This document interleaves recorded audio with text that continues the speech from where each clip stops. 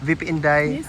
have you heard of the change in the Senate presidency na si Senator Alan Peter Cayetano na po ang Senate President? What do you have any thoughts or lingering opinion about the change of leadership sa Senate, ma'am? Well, wala naman kasi kung ano yung liderato sa loob ng Senado, no, desisyon yon ng mga senators, mga membro ng ating Philippine Senate. So, kung ano yung kalabasan nung kanilang botohan ay desisyon yon ng karamihan ng kanilang mga membro.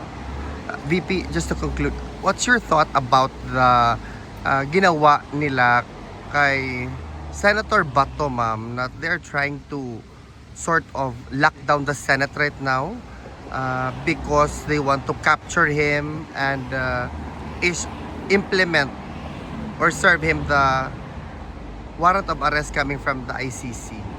Tulad ng mali yan, tulad ng ginawa nila kay dating Pangulong Rodrigo Duterte, mali din yun. No?